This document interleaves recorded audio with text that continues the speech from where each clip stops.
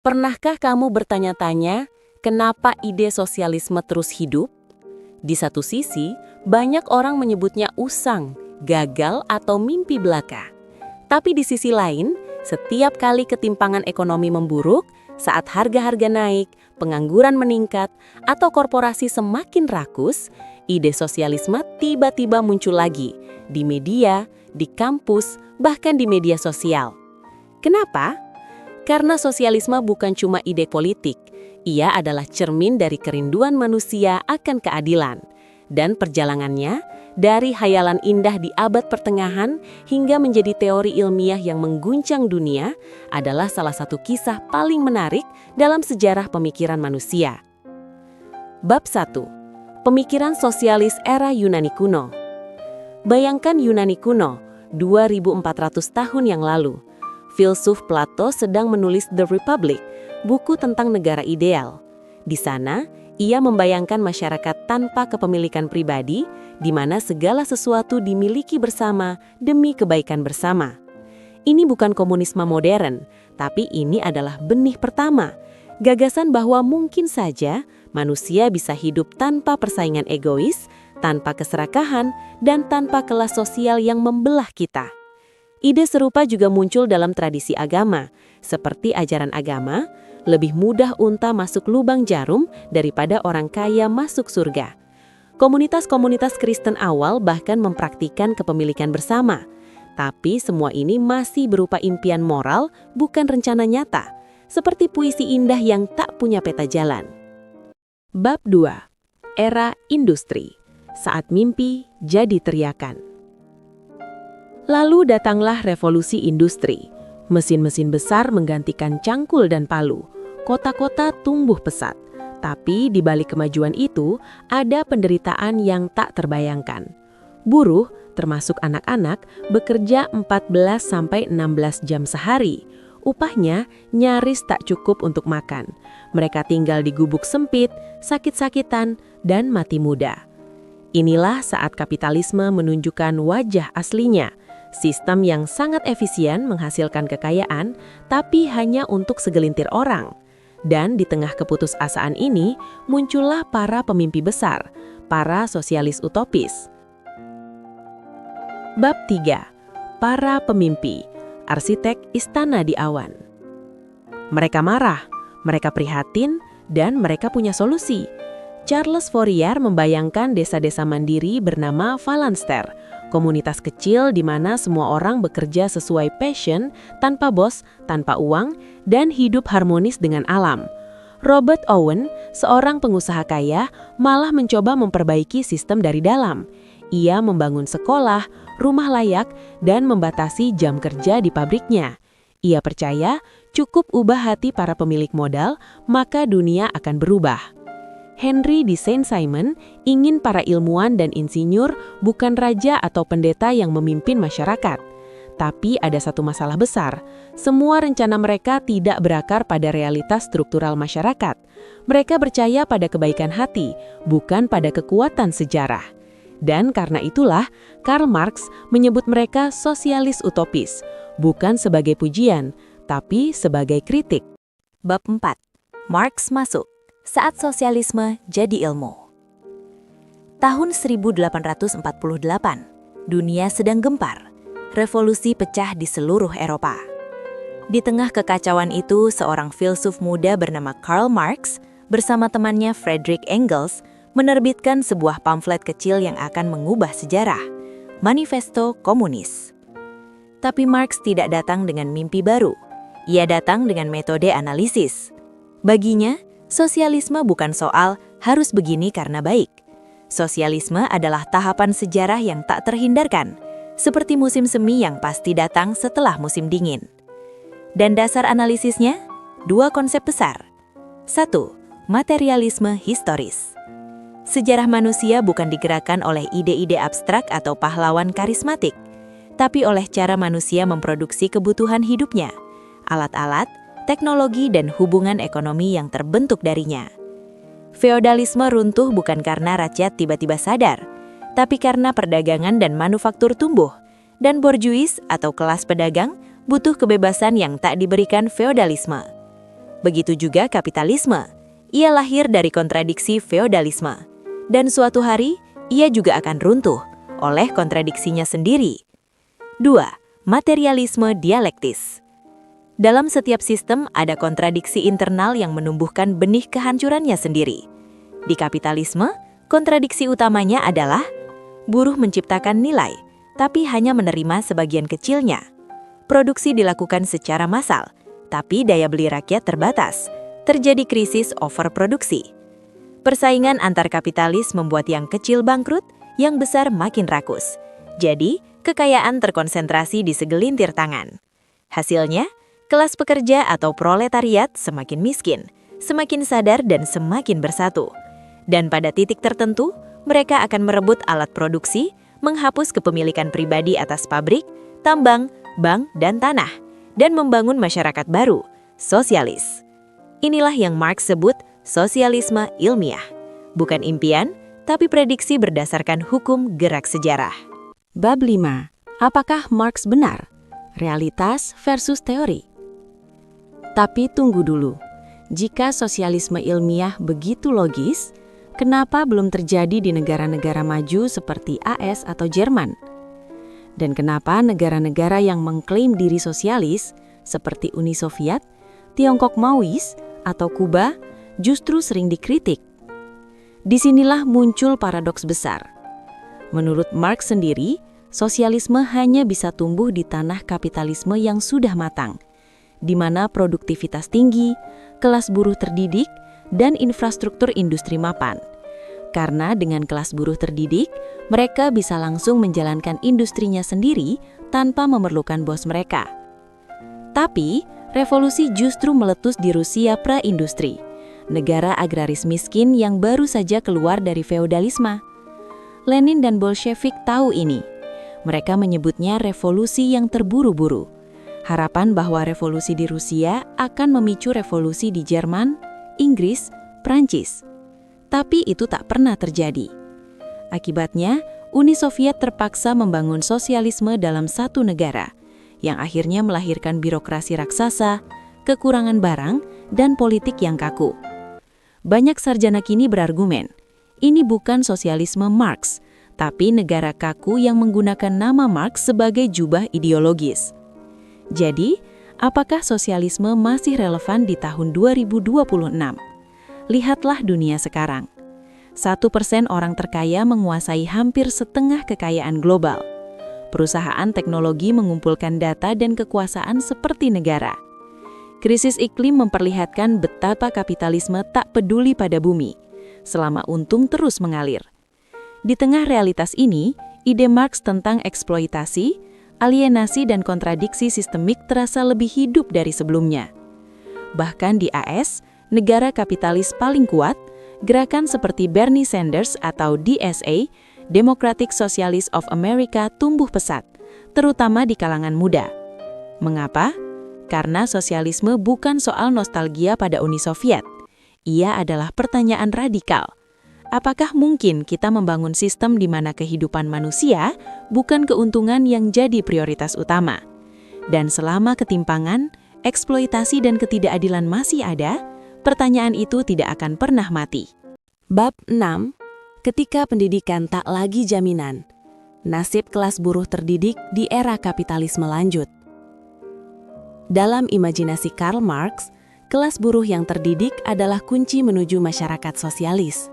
Mereka bukan hanya tenaga kerja, tapi juga agen kolektif yang memahami sistem produksi secara teknis maupun politis, sehingga mampu mengambil alih pabrik, bank, dan infrastruktur ekonomi tanpa perlu bos lagi.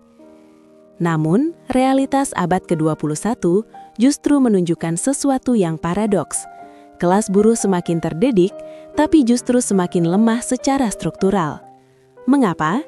Karena sistem pendidikan modern dan iklim dunia kerja telah berubah sedemikian rupa sehingga pendidikan tidak lagi menjadi alat pemberdayaan, melainkan alat reproduksi ketimpangan. 1. Sistem pendidikan menjanjikan mobilitas, menghasilkan overqualified worker. Sistem pendidikan di banyak negara kapitalis terutama sejak akhir abad ke-20, dipromosikan sebagai jalan keluar dari kemiskinan. Anak-anak dari keluarga buruh didorong untuk kuliah, belajar manajemen, teknik, atau ilmu sosial, dengan harapan bisa naik kelas. Namun yang terjadi justru ledakan gelar tanpa pertumbuhan pekerjaan berkualitas. Banyak lulusan perguruan tinggi, bahkan dengan gelar master, terjebak dalam pekerjaan yang tidak membutuhkan kualifikasi mereka. Menjadi barista, kurir, admin call center, atau pekerja kontrak di platform digital. Fenomena ini dikenal sebagai over-education, yaitu situasi di mana seseorang memiliki kualifikasi yang jauh melebihi tuntutan pekerjaannya. Akibatnya, pendidikan tidak lagi menjadi alat kontrol atas alat produksi, melainkan komoditas yang kelebihan pasokan. Gelar menjadi syarat administratif, bukan indikator kompetensi nyata. Dan karena pasokan lulusan terlalu besar, upah mereka tertekan, meski mereka terdidik. 2. Dunia kerja, fleksibilitas yang menghancurkan fondasi kelas buruh terdidik. Ciri utamanya, pekerjaan sementara, gig ekonomi, alih-alih menjadi insinyur pabrik tetap, lulusan teknik bekerja sebagai driver ojek online atau freelancer proyek lepas. Desentralisasi produksi, proses produksi tidak lagi terpusat di satu pabrik, tapi tersebar di rantai global yang kompleks, sehingga buruh tidak lagi melihat seluruh sistem, apalagi mengendalikannya. Individualisasi karir, setiap pekerja didorong untuk memerek dagangkan dirinya sendiri, bukan membangun solidaritas kelas. Persaingan antar pekerja menggantikan persatuan. Dalam kondisi ini, pengetahuan teknis tidak otomatis berubah menjadi kekuatan kolektif. Seorang programmer bisa sangat paham algoritma, tapi jika ia bekerja sendirian dari rumah sebagai kontraktor untuk perusahaan raksasa, ia tidak punya kekuatan untuk mengubah struktur kepemilikan perusahaan itu. 3. Edukasi tanpa kekuatan ekonomi sama dengan ilusi mobilitas. Yang lebih tragis, sistem pendidikan seringkali menyesatkan kelas buruh. Ia menciptakan ilusi bahwa cukup sekolah tinggi, maka kamu akan aman. Padahal data menunjukkan bahwa lulusan perguruan tinggi dari latar belakang kelas bawah justru mengalami mobilitas ekonomi yang sangat terbatas. Mereka terjebak dalam educated underclass, terlalu terdidik untuk pekerjaan manual, tapi tidak cukup bermodal sosial atau finansial untuk masuk ke elit profesional. Mereka sadar akan ketidakadilan, tapi tidak punya posisi strategis di ekonomi untuk mengubahnya. Kontradiksi utama. Masyarakat memproduksi lebih banyak orang terdidik daripada yang dibutuhkan sistem kapitalis, tapi menolak memberi mereka kendali atas alat produksi. Alih-alih menjadi manajer kolektif seperti yang dibayangkan Marx, kelas buruh terdidik justru menjadi cadangan tenaga kerja fleksibel yang bisa dipanggil saat dibutuhkan dan dibuang saat resesi tiba. Mereka terdidik, tapi tidak berdaulat. Bab 7. Taylorisme dan ironi kelas buruh terdidik. Bayangkan ini. Karl Marx membayangkan bahwa suatu hari nanti, kelas buruh akan cukup terdidik dan paham teknologi sehingga bisa mengambil alih pabrik, kereta api, bank, dan industri. Tanpa perlu bos, tanpa perlu kapitalis. Mereka akan menjalankan segalanya secara demokratis karena mereka sendiri yang memahami cara produksi bekerja. Tapi realitas abad ke-20 dan ke-21 justru bergerak ke arah sebaliknya. Bukan saja kelas buruh tidak mengambil alih industri, bahkan ketika mereka semakin terdidik, mereka justru semakin dijauhkan dari kendali atas proses produksi. Dan salah satu akar utama dari fenomena ini adalah Taylorisme. Apa itu Taylorisme? Taylorisme atau Scientific Management adalah sistem manajemen industri yang dikembangkan oleh Frederick Winslow Taylor pada akhir abad ke-19 dan awal abad ke-20. Intinya sederhana namun radikal. Pisahkan pikiran dari tangan dalam proses kerja. Dalam sistem tradisional, misalnya pengrajin atau pekerja terampil, seorang pekerja tidak hanya melakukan pekerjaan, ia juga merancang, memutuskan, dan mengontrol caranya bekerja. Ia tahu seluruh proses dari awal sampai akhir. Kata kunci agar alat produksi bisa langsung diambil alih oleh buruh dalam sosialisme adalah, seorang pekerja tidak hanya melakukan pekerjaan, ia juga merancang, memutuskan, dan mengontrol caranya bekerja. Ia tahu seluruh proses dari awal sampai akhir. Taylor menganggap ini tidak efisien. Menurutnya, efisiensi maksimal hanya bisa dicapai jika manajer, bukan pekerja, yang merancang setiap gerakan kerja. Pekerja hanya menjalankan instruksi seperti mesin, tanpa berpikir, tanpa inisiatif. Setiap tugas dipecah menjadi langkah-langkah mikro yang bisa diukur, diawasi, dan dioptimalkan. Hasilnya, produktivitas melonjak, tapi harga yang dibayar mahal. Penghapusan keterampilan atau de-skilling pekerja. Taylorisme versus potensi otonomi buruh. Disinilah terjadi kontradiksi mendasar terhadap visi Marx. Marx percaya bahwa semakin kompleks industri, semakin butuh pekerja terampil, dan semakin besar peluang mereka mengambil alih produksi. Taylor justru membuktikan sebaliknya. Semakin maju industri, semakin tidak perlu pekerja itu terampil. Dalam sistem Tayloris, seorang buruh di lini perakitan mobil tidak perlu tahu cara membuat mesin, cukup memasang baut yang sama berulang-ulang. Seorang operator mesin tidak perlu paham teknik mesin, cukup menekan tombol sesuai instruksi. Pengetahuan tentang bagaimana sistem bekerja dipusatkan di tangan insinyur, manajer, dan pemilik modal. Artinya, pengetahuan teknis yang seharusnya menjadi senjata kelas buruh dihilangkan dari tubuh pekerja dan dipindahkan ke elit manajerial. Ekspansi Taylorisme ke dunia modern. Taylorisme tidak mati bersama pabrik baja abad ke-20. Ia berevolusi dan menyebar ke hampir semua sektor. Kantor modern, pekerja administrasi menjalankan SOP yang kaku, tanpa ruang improvisasi. Gig ekonomi, driver ojek online tidak memilih rute, algoritma yang memutuskan. Mereka hanya eksekutor. Pendidikan tinggi pun tertaylorisasi. Dosen diubah jadi penyampai konten, mahasiswa jadi konsumen layanan, dan kurikulum diseragamkan untuk efisiensi pengukuran. Akibatnya, bahkan kelas buruh yang terdidik pun, lulusan sarjana, programmer, analis data, sering hanya menjalankan tugas terfragmentasi, tanpa memahami atau mengendalikan sistem besar tempat mereka bekerja. Mereka tahu bagaimana menggunakan software, tapi tidak tahu mengapa algoritma itu dirancang demikian. Mereka bisa coding, tapi tidak punya suara dalam keputusan bisnis perusahaan. Mereka terdidik, tapi tetap menjadi budak instruksi, bukan pengarah. Ironi terbesar, pendidikan massal dalam sistem anti keterampilan. Inilah paradoks zaman kita.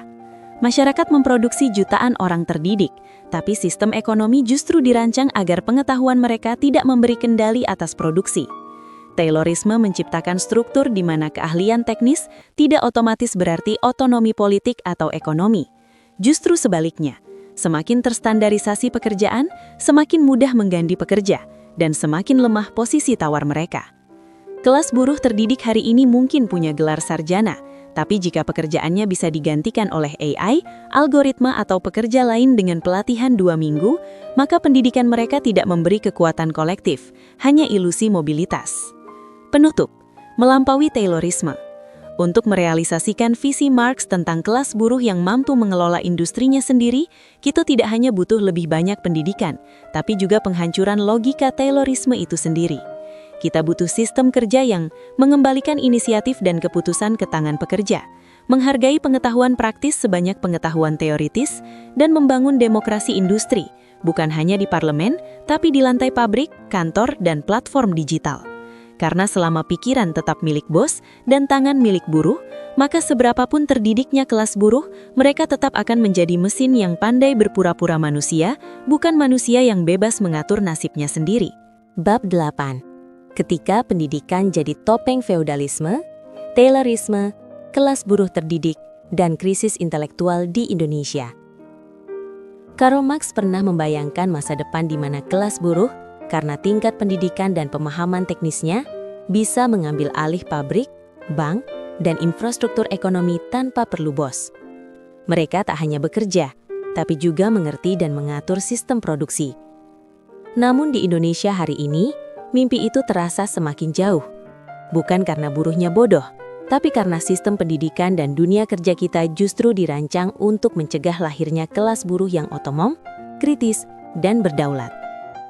Dan ironisnya, arsitektur penghambat itu bukan hanya warisan kolonial atau kapitalisme global, tapi juga feodalisme lokal yang menyamar dalam jas modernitas. 1. Taylorisme dalam wajah Indonesia. efisiensi tanpa kemanusiaan. Di permukaan, Indonesia tampak sedang naik kelas. Universitas bermunculan, jumlah lulusan sarjana meningkat, startup bertebaran. Tapi di balik itu, logika Taylorisme telah menembus hampir semua lapisan dunia kerja, dengan ciri khasnya sendiri. Di pabrik-pabrik manufaktur, terutama di kawasan industri Jawa, buruh tidak hanya dilarang berpikir, mereka bahkan dihukum jika bertanya. SOP dijalankan seperti ritual suci. Inisiatif dianggap gangguan. Di kantor-kantor korporat, pekerja muda, lulusan S1 ternama, dipaksa menjadi eksekutor yang patuh. Isi data, kirim email, hadiri rapat tanpa suara. Pengetahuan tentang mengapa keputusan diambil, itu urusan atasan. Bahkan di sektor digital, platform seperti Gojek atau Tokopedia menggunakan algoritma sebagai bos tak kasat mata yang mengatur gerak, waktu dan upah, tanpa dialog, tanpa negosiasi.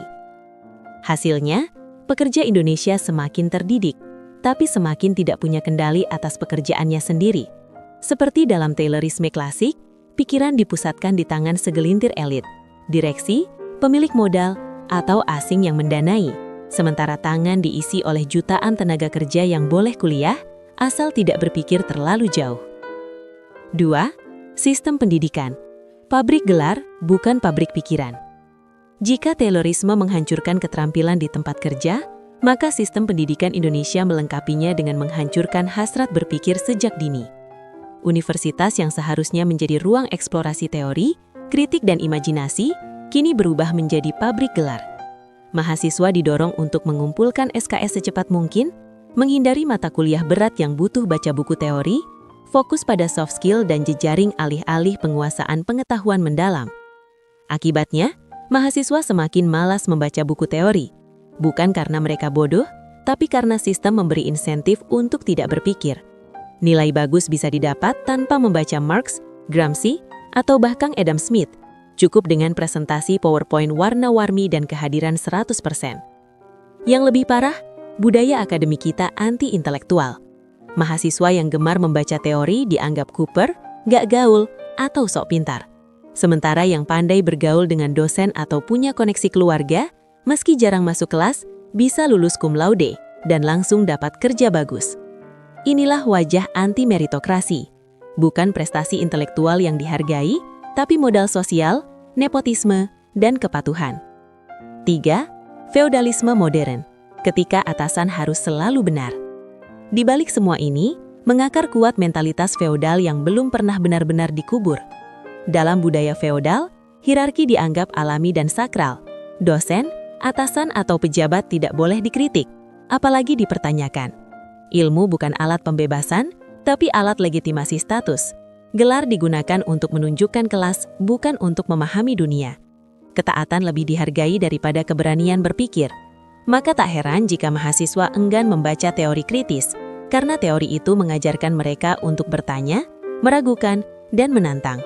Padahal dalam struktur feodal modern Indonesia, pertanyaan dianggap ancaman, keraguan dianggap ketidaksetiaan.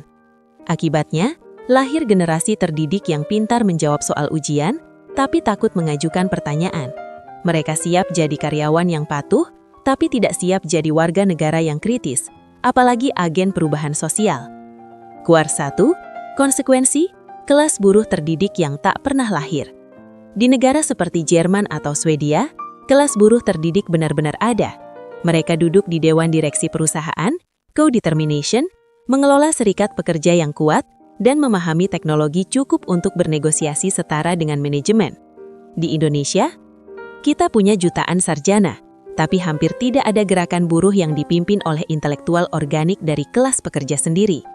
Yang ada justru buruh pabrik yang buta hukum ketenaga kerjaan, fresh graduate yang rela kerja 12 jam sehari demi pengalaman, dan aktivis mahasiswa yang retorika radikalnya viral di media sosial, tapi buta tentang ekonomi politik real.